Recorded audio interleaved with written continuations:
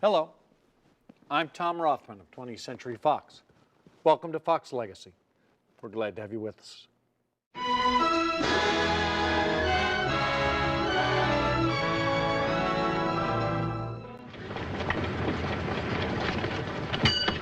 Just where do you think you're going? Oh, we're strangers here, mister. We heard about there was work in a place called Tavares. Yeah, well, you're heading the wrong way. What's more, we don't want no more Okies in this town. There ain't enough work here for them that's already here. Which way's it at, mister? Well, you turn right around and head north, and don't you come back until the cotton's ready. You understand? Upon first seeing the film that is the subject of tonight's Legacy episode, Frank Nugent wrote the following in the New York Times, quote, "In the vast library where the celluloid literature of the screen is stored, there is one small, uncrowded shelf devoted to the cinema's masterworks, to those films which by dignity of theme and excellence of treatment seem to be of enduring artistry and seem destined to be recalled not merely at the end of their particular year, but whenever great motion pictures are mentioned. To that shelf of screen classics, 20th Century Fox yesterday added its version of John Steinbeck's The Grapes of Wrath." High praise indeed, and from high quarters, but prophetic and true. The Grapes of Wrath is one of cinema's classics, surely one of the epic masterpieces in all of our 76-year history. Films that both make a profound, and I think that's the right word, impact in their time and also endure in both quality and relevance for generations are obviously rare, and they require a particular confluence of elements, not just great writing and great filmmaking, but a powerful subject as well. They need to be about something that truly matters, a dignity of theme. One right after the other, they got thrown out. Half the folks you and me know. Just, it don't seem possible, just getting thrown off like that. Now, if I painted for you a portrait of a time when our nation's economy was in deep funk, when unemployment was painfully high, and when the mortgage and banking systems had ceased to serve the purposes of the American dream, but instead was awash in fraud and foreclosure, causing ordinary, hardworking Americans to lose their homes in mass numbers, you would rightly assume I was talking about the state of the world today. The Great Recession that began in 2008 was caused by a meltdown in the mortgage market, whereby rapacious banking and Wall Street interests profited or sought to, while homeowners suffered. As I speak these words, California has 12% unemployment and more home mortgages in default than at any time in its entire history. Could someone make a movie, and moreover a popular, successful, commercial movie out of such despair?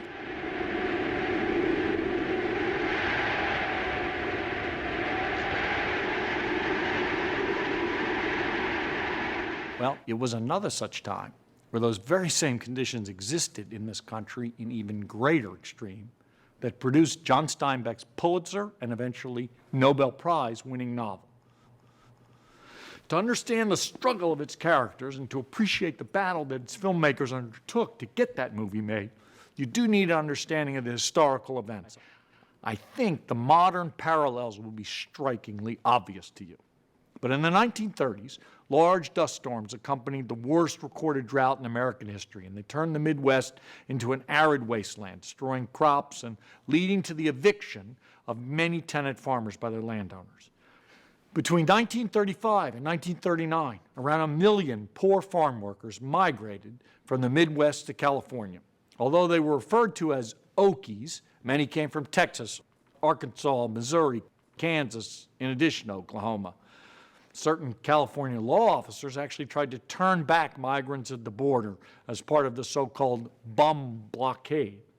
Although this practice was declared unconstitutional, it persisted nonetheless, as many native Californians viewed the Okies as poor hillbillies invading their state. Indeed, movie houses in California even directed Okies to sit in the balcony with the coloreds. Some migrants were able to find jobs picking fruit in California, but they still faced economic hardships as the Depression had taken its toll on the Golden State as well. In California in the 1920s, wages for agricultural workers were about 25 cents an hour, but in the 30s, that rate had dropped to barely 15 cents an hour. An organization known as the Associated Farmers was formed by various chambers of commerce and banks, etc., to keep migrant workers' wages down and quell any labor unrest. This group became known as one of the more hostile organizations in American labor history. It even invited comparisons at times to the Ku Klux Klan. These real-life events were the underpinning of Steinbeck's fictional Joad family. I think it is known that it's no coincidence that their name sounds like Job of the Scripture, as their long and epic journey would certainly test their courage and faith every step of the way. They were stand-ins for all American people, writ small. And their courage was matched by the artists who created this masterpiece and stood up to some mighty forces that tried to stop them. John Steinbeck was already a best-selling author when he wrote The Grapes of Wrath, having previously startled the reading world with Tortilla Flat and his heartbreaking drifters George and Lenny in Mice and Men. But success and fame were about to rise to a whole new level. He sat down and over the course of only 5 months wrote a novel coming in at 850 pages. I spent longer than 5 months waiting for 10 pages of screenplay sometimes. But Steinbeck was a master, and he wrote almost without revision. Indeed, he actually had to slow his process down for fear that he would give too great a pace to what he wanted to be a languid and deliberate tale. It's the slow but steady dissolution of a family. Still, having finished the novel, the battles really were just starting. Even before it was published, the FBI, under the paranoid leadership of J. Edgar Hoover, got wind of its subject. They launched an investigation to make sure it wasn't fomenting communism. In addition, the Associated Farmers didn't like being tarred in the book as the villains who trapped migrant workers in filthy and inhumane conditions. Never mind that it happened to be true. So they too targeted Steinbeck. And when the book was published, it was actually banned in many public libraries and, in fact, burned in Bakersfield and even in Steinbeck's hometown of Salinas, California. Steinbeck also got pressure from his own publisher, Viking. He toned down some of the language for them, but he refused, despite their pressure, to change the shattering ending, which is fairly biblical in its imagery of misery and transcendence combined. They pressured him, but he stuck to his guns, though, note, he did acquiesce to it being changed in the movie. Of course, in the end, Steinbeck was right and vindicated when the book was a massive bestseller. Everyone was talking about it, but most studios wanted nothing to do with it. It was much too hot a political potato. Even still, the Hays office, which was Hollywood's censorship bureau at the time, they wanted to make sure no one had the temerity to adapt the book. So after hearing a wrong rumor that Darryl Zanuck was interested, they called him and told him that the other studios had passed. Zanuck said, quote, "I never heard of the goddamn book. Why would they pass?" The Hays office responded, well, because it's much too political and controversial. Mr. Mayer at MGM says it's nothing but downright red propaganda and very dangerous. So Zanuck said, well, if Louis says that, I better read it right away.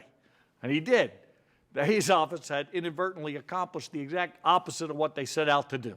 As we've recounted many times on Fox Legacy, Zanuck was a fighter, and he was nobody's dummy.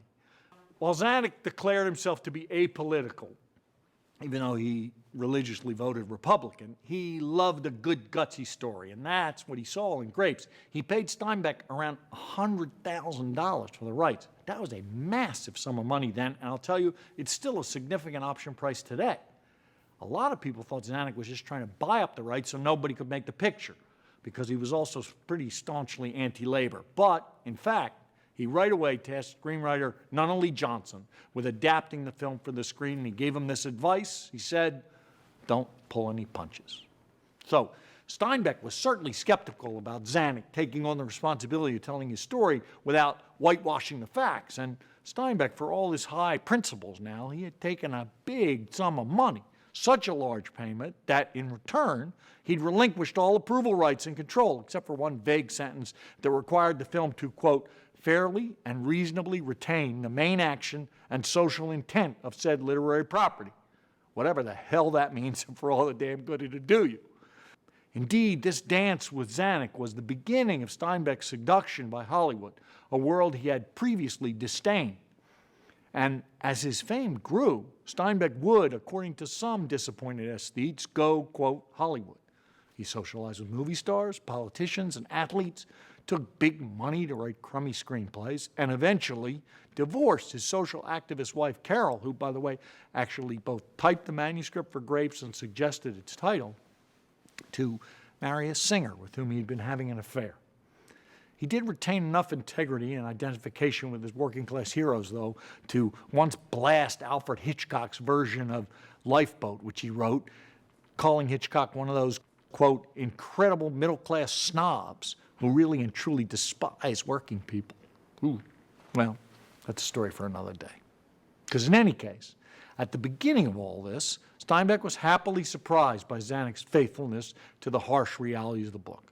Zanuck assured him that he was planning to treat the subject honestly, and indeed he'd already hired a private detective to verify the squalid conditions in the migrant camps that Steinbeck wrote about and had discovered, in fact, that the truth was worse than the fiction.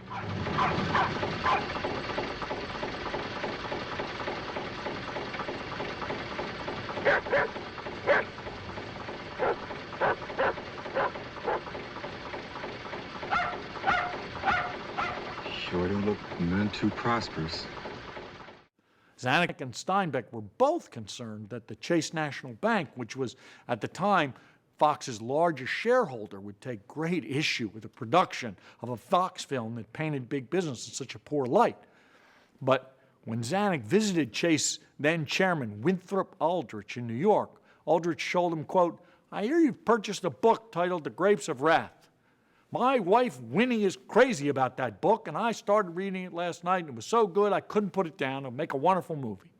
So you see, we should never stereotype or assume.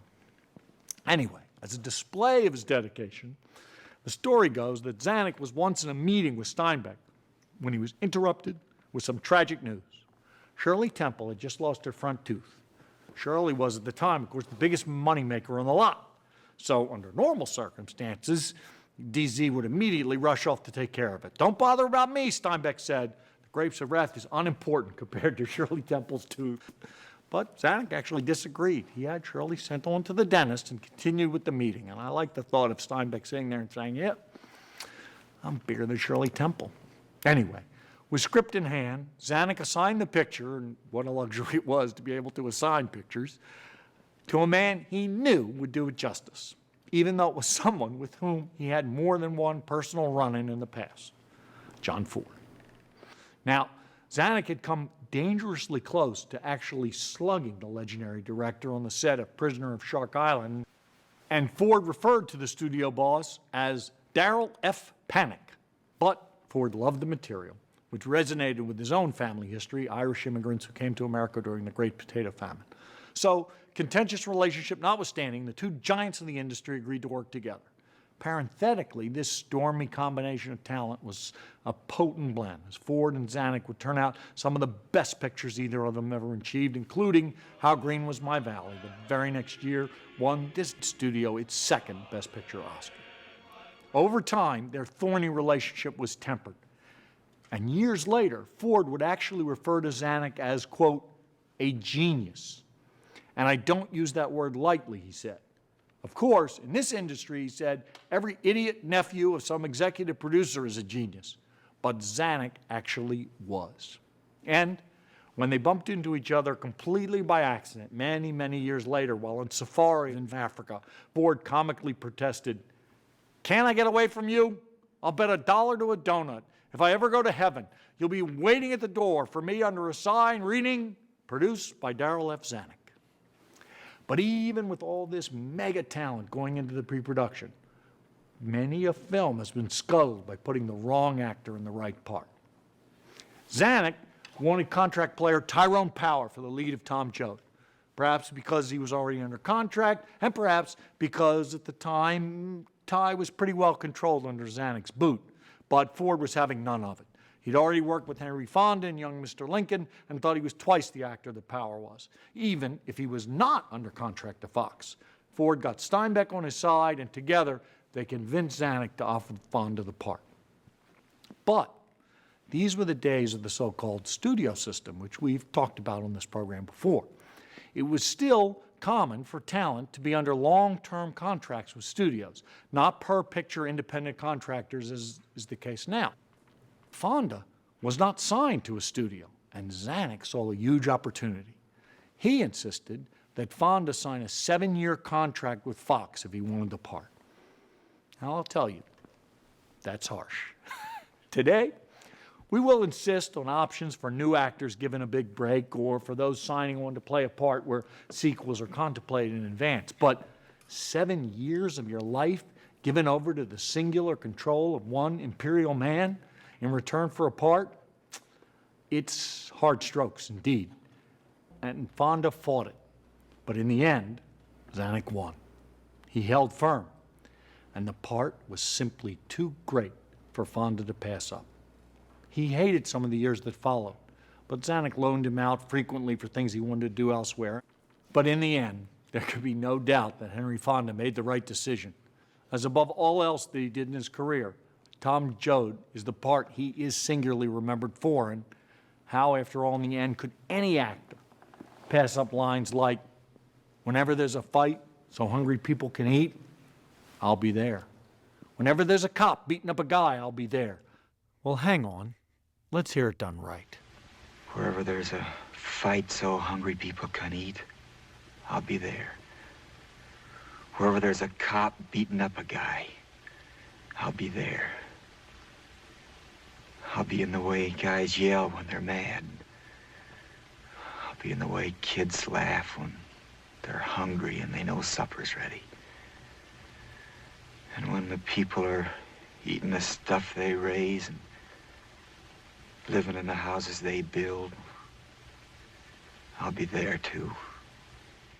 For all the power of those words and of the book and the movie and the outrage and injustice they spawned, nothing much changes in the age-old struggle between the haves and have-nots, the rich and the poor, the entitled and the encumbered. Cesar Chavez would have to fight the same migrant labor fight again in California, and millions of foreclosed and evicted homeowners are fighting it today. It's in this respect that The Grapes of Wrath retains its massive importance. A big company made it, a rich author wrote it, but it is a movie, and as good a movie as has ever been made, about the decency, the courage, and the strength of ordinary, everyday, working people, the true triumph of the common man. No less a poet laureate of the plains than Woody Guthrie put it better than I ever could in his review, written naturally for the Daily Worker. "Seen the picture, P-I-T-C-H-E-R, he wrote, last night. Best cussed picture I ever seen. Shows the damn bankers, men that broke us, and the dust that choked us, and comes right out in plain old English and says what to do about it. Go see Grapes of Wrath, pardner. Go see it and don't miss. You was the star in that picture." Enjoy the movie.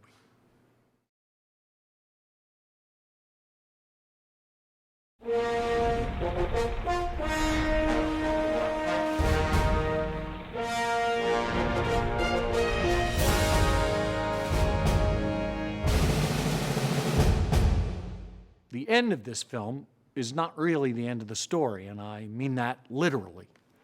In adapting the novel for the screen, Zanuck and Johnson made some significant changes. For censorship reasons, some of the novel's salty language had to be removed. The screenplay also toned down Steinbeck's encouragement of the lower classes to protest against their economic situation. But most significantly, The script reversed the order in which the Joads live in various camps. In the novel, the family stays at a clean, organized camp before staying at a miserable ranch at which they earn cheap wages. Yet in the film, the order's reversed, so that the trajectory of the story becomes more optimistic as it progresses. In this way, the film version of Grapes suggests that conditions for migrant workers will gradually improve as economic crisis resolves itself. Zanuck was always a gifted dramaturg. Come and sit by my side if you love me. Do not hasten to bid me adieu. But remember the Red River Valley and the boy who has loved you so true. Now, also for censorship reasons, the novel's ending had to be changed. At the end of Steinbeck's book, after Tom leaves his family to escape arrest, the Joads travel to a plantation, which soon becomes enveloped by torrential rains and floods. Rose of Sharon gives birth to a stillborn baby, which Uncle John sends down the river in an apple box. The Joads seek safety in higher ground and take shelter in a barn, where Rose of Sharon breastfeeds a starving man. Partly due to the stillborn child in the box and the breastfeeding of a grown man, this entire sequence was eliminated from the original script. In Ford's version, the film ended as Tom walks away in silhouette, the future of the family uncertain and the message ambiguous, and I'll say rather bleak. Upon further review, Zanuck felt that the audience needed a more buoyant conclusion, and again, a dramaturg at heart, he suggested pulling a speech from earlier in the novel and tacking it onto the end. We're sure taking a beating. I know. That's what makes us tough. Rich fellas come up and they die, and their kids ain't no good and they die out. But we keep a-comin'. We're the people that live. They can't wipe us out, they can't lick us. We'll go on forever, Pa, 'cause we're the people. Ford was relaxing in Hawaii when Zanuck suggested this change, which would mean reassembling some of the cast and shooting a new ending. Ford didn't object to it artistically, but he really couldn't be bothered to make it back in time to do it. Who knows? So he suggested that Zanuck directed himself, which he did. All I can say is it was a very different Hollywood back then. Grapes of Wrath received strong reviews when it premiered. Even with its softening, Steinbeck liked it, saying, quote, "Zanuck has more than kept his word. He has a hard, straight picture to which the actors have submerged so completely that it looks and feels almost like a documentary film. And certainly it has a hard, truthful ring. No punches are pulled. In fact, with its descriptive matter removed, it's actually a harsher thing than the book. It seems unbelievable," Steinbeck wrote, "but it's true." Grapes of Wrath continues to inspire readers and filmgoers alike. The book still sells 150,000 copies a year, and the story is an indelible part of the American identity. Bruce Springsteen entitled an album "The Ghost of Tom Joad" and found truth and wisdom through the struggles of these migrant workers over 50 years later. Steinbeck's Joad family remains an enduring symbol. Even the title comes straight from iconic Americana, the battle hymn of the Republic. "Mine eyes have seen the glory of the coming of the Lord. He is trampling out the vintage where the grapes of wrath are stored. He has loosed the fateful lightning of his terrible swift sword. His truth is marching on. Truth always will."